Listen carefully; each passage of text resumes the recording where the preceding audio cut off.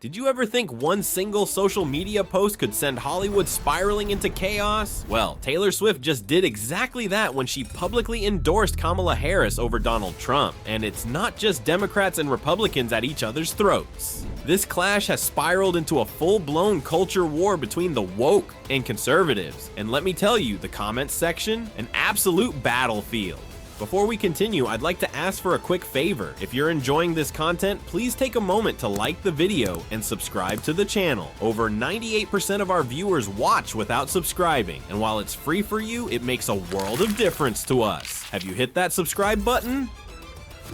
Awesome. Thank you so much for your support. Now, let's get back to the video, but before we dig into the drama that exploded after Taylor's endorsement, we've got to take a little trip back to 2021. That's when JD Vance, now Trump's vice presidential nominee, dropped a zinger that sparked a wildfire of controversy. He went on national TV and dropped the now infamous cat lady insult. What's that, you ask? Well, in the wake of Taylor's recent endorsement, the term cat lady has been thrown around quite a bit. And guess what? We're being run by childless cat ladies. Vance was talking about how Democrats and the country are apparently being controlled by corporate oligarchs who, in his words, are a bunch of childless women with cats. Is that we're effectively run in this country via the Democrats, via our corporate oligarchs, by a bunch of childless cat ladies. Vance seeming to imply that people without children shouldn't be in government. I mean, ouch, right? At first, people were wondering if Vance was seriously calling Democrats cat ladies, or if he was just being weirdly specific. It didn't take long for him to clear things up, though. When asked for clarification, Vance doubled down, calling out Democratic figures like Kamala Harris, Pete Buttigieg, and AOC by name, saying, "The future of the Democrats is controlled by people without children." Kamala Harris,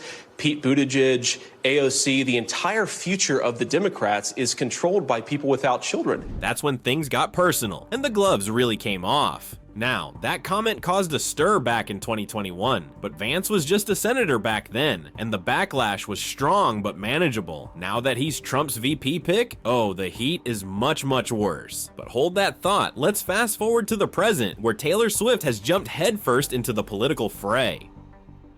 On September 11th, 2024, Taylor Swift dropped a post that did way more than endorse Kamala Harris. She posed with her cat, because of course she did, and signed off with the words, "Taylor Swift, childless cat lady." Mic drop. Suddenly, Vance's statement from 3 years ago is back, and the Democrats are not letting this one slide. Taylor's endorsement sent the internet into overdrive. There were sarcastic jabs, subtle digs, and even Elon Musk, a known Trump supporter, couldn't resist chiming in. But Elon being Elon, he was just his usual sarcastic self. However, not everyone was in a playful mood. Megyn Kelly, for example, came out swinging, and she wasn't holding back. She outright claimed that Taylor Swift could kiss her sales to the Republican audience goodbye, which is a pretty bold statement if you ask me. Megyn was basically implying that Taylor's endorsement might tank her future album sales with conservative fans.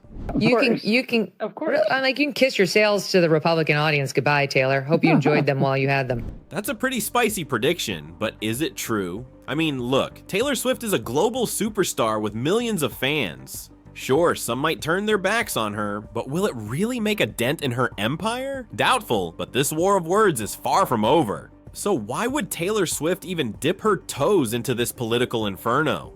Well, she had her reasons. In her post, Taylor talked about how impressed she was with Kamala Harris's running mate, Tim Walz. According to her, Walz has consistently stood up for women's rights, IVF, and the LGBTQ+ community, and that's when things took a nasty turn. Megyn Kelly, never one to mince words, was absolutely floored by Taylor's admiration for Walz, and she wasn't afraid to let everyone know it. Kelly's outrage centered on Walz's policies around transgender rights, specifically related to parental consent.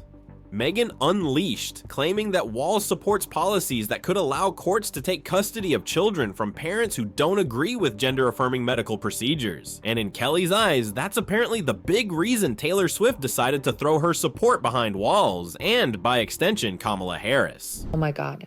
So this woman is fine with his plan to take custody of the children from parents who don't want them to chop off their body parts, and put them in Minnesota court's custody so the body parts can be chopped off and they can be sterilized outside the custody of their parents. That's what led Taylor Swift to endorse him. Kelly didn't hold back, calling Taylor's stance disgusting, but also clarifying that she's not against Taylor's right to vote however she chooses. It's deeper than that for her. It's about the issues Taylor seems to be prioritizing. Kelly went on to say, essentially, vote for whoever you want, but don't make it about this one issue. Strong words, no doubt. If she wants to vote Harris Walz, she can do it all she wants. But to say the reason she's doing it is because of Tim Walz's stance on LGBTQ, F you, Taylor Swift. Meanwhile, Trump, as expected, shrugged off the whole thing like it's no big deal. In typical Trump fashion, he didn't even really address Taylor Swift directly. Instead, when asked about her endorsement at a press conference, he said something along the lines of, well, she always endorses Democrats, so I'm sure she'll pay for it in the marketplace.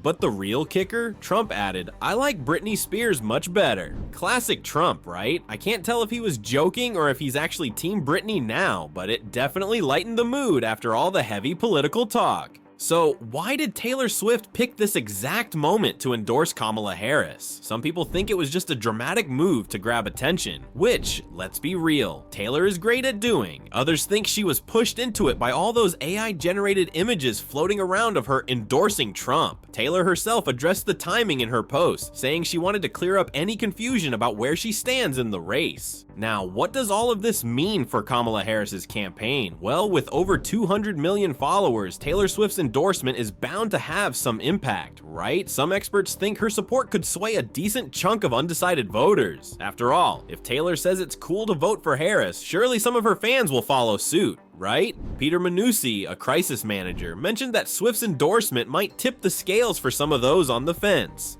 But hold on, it's not that simple. A study among Gen Z voters threw an unexpected twist into this whole story. Rich Jew, a Northeastern student and a self-proclaimed Swiftie, said while he's super excited about Taylor backing Kamala, he's not convinced it'll change anyone's mind. At the end of the day, he said, I care more about the policies than the endorsements. Rich is 19 and voting in his first presidential election, and while he acknowledged that some of his friends might be influenced by Taylor's stance, he doesn't think it's a game changer. He also pointed out that his friends in swing states like Pennsylvania and Michigan are way more invested in the election than those in states where the results are more predictable. What Rich and his friends really want: to see candidates on college campuses, making a real effort to reach out to young voters. So, where does this leave us? Do you think Taylor Swift's endorsement will change the game for Kamala Harris? Or is this all just noise? Maybe JD Vance was onto something when he criticized childless cat ladies running the country. Or maybe, just maybe, Taylor Swift is doing what she's always done, speaking her mind, even if it shakes things up. Either way, we can all agree on one thing. Taylor Swift isn't afraid to make waves, and this latest move has Hollywood, politics, and fans everywhere buzzing. But let's be real, is it enough to make a serious impact on the election? Or are voters, like Rich, more focused on policies than pop stars? We'd love to hear your thoughts on this. Drop them in the comments. Oh, and while you're at it, don't forget to hit that subscribe button for more updates on the wild world of politics, celebrities, and everything in between. Speaking of wild, you know who else is fed up with the direction Hollywood is heading? None other than Quentin Tarantino. This guy has been in the crosshairs of woke culture for years now, and he's had enough. Tarantino's movies, which don't exactly follow the politically correct rule book, have made him a target. But here's the thing, he doesn't care.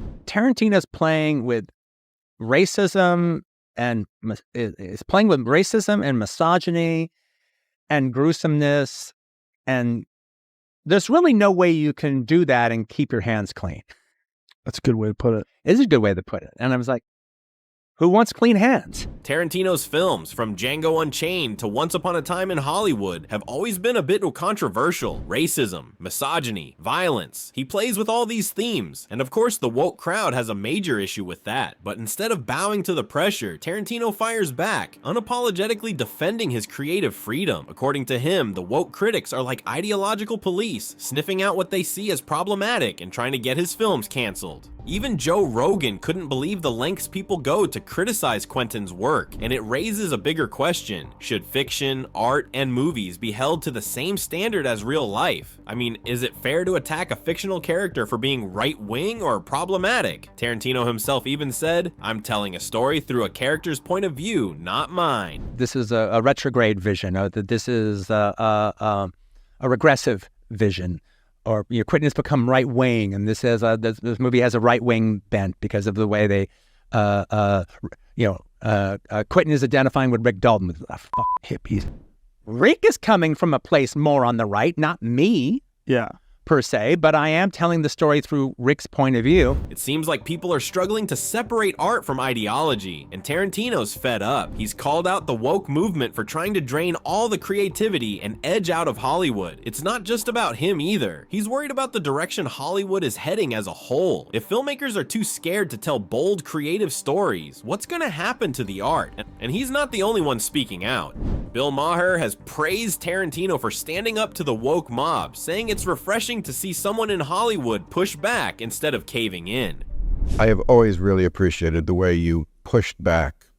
When anyone tried to stifle you, shut you up, shame you, bully you. If somebody brings up something that actually is legitimate, I'll even have a conversation with them about it because I'm actually into interesting thought and I don't have to even agree with you. Oh, but that's an interesting point.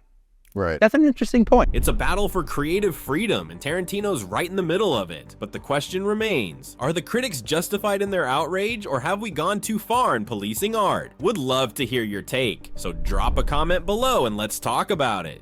Until next time, stay tuned, stay engaged, and stay curious. My personal feeling is that there's a big difference between Fantasyland and reality. Fantasyland is what we do. You're either writing something, writing a song, writing a book, doing a movie, doing a television show. That's Fantasyland.